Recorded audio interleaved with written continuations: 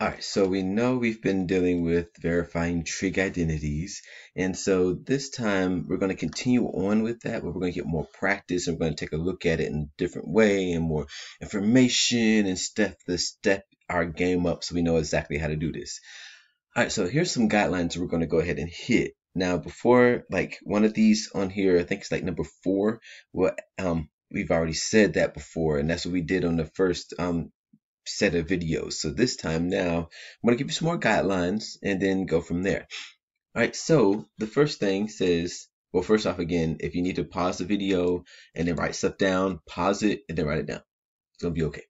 All right, so here, the first step says, okay, we're going to work with one side of the equation at a time. And it's often better to work with a more complicated side.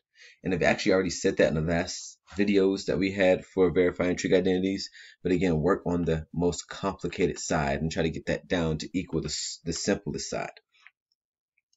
All right, so then also look for opportunities to factor an expression.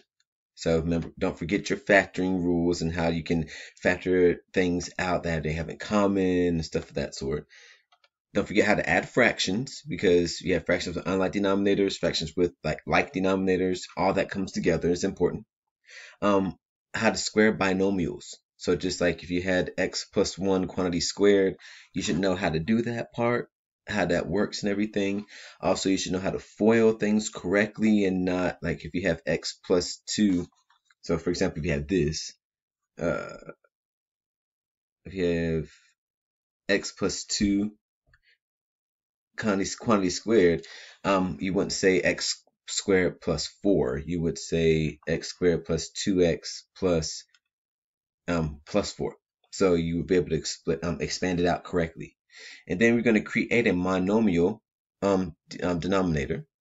So pretty much you can be able to create and get a monomial for a denominator and not have like binomials going on the bottom. Right, so all those things you've learned in Math 3 and Math 2, Math 1, so all those are important that you don't forget those. You have to use those when it comes to all your other math classes. All right, also number 3 says look for opportunities to use the fundamental identities. So the ones that we've talked about with sine and cosine, like sine being 1 over cosecant and cosecant being 1 over sine, and all those quotient identities, all the reciprocal identities, all the quotient identities, all those things there come in handy and important. So look for opportunities to use those identities. All right, and then here, let's keep moving forward. If the preceding guidelines don't help, like what we talked about ahead of time, try converting all terms to sines and cosines.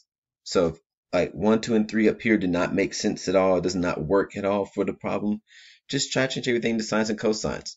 That's the first thing I told you guys to do before, because that normally makes things easier to look at and then go from there and then move around, all the good stuff. So if all the stuff ahead of time, like factoring or adding fractions or being able to multiply a factor and all the factor but FOIL or any of that box method, whichever one you learned, if that doesn't work, change everything over to sine and cosine.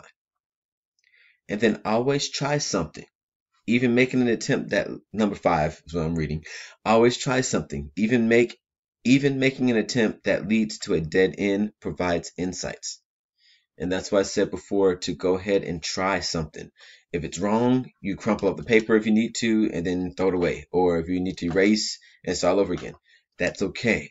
It's okay to come to a dead end. It's okay to struggle. With these, you will struggle. Some of these will work easily. You can figure out what the answer is quick. Some of them you will actually struggle. So with that, make sure you understand it's okay to struggle. It's okay. It's okay. And then here's the last part, and it's going to end the video. But also, I do want you to write all these down. I want to see them in your notes. When I come around and check, I want to see them in your notebook. When you verify an identity, you cannot assume that both sides of the equation are equal to each other. That's what you're trying to prove that they are. So you can't just say, well, if it says this side equals sine squared x, therefore they're both equal sine squared x, and you can go from there and cross multiply on both sides, and you can do different things to either side, like add 1 to both sides or something of that sort. You can't do that. You have to simplify that one side, because again, we haven't proven that they're equal. Only thing we've said is we're trying to verify that they are equal, which means they are identities. So if they're not equal to each other, if we can't get it to work out, that means they're not an identity and we can't do anything. We got to stop. So as a result, and that's this part right here. As a result, when verifying identities, you cannot use operations such as adding the same quantity to both sides of the equation or cross multiply because we don't know if they're equal or not. All right, so here's the information, the word form of what we're going to do, and we're going to cover some more problems just to make sure everybody understands and has more practice with it.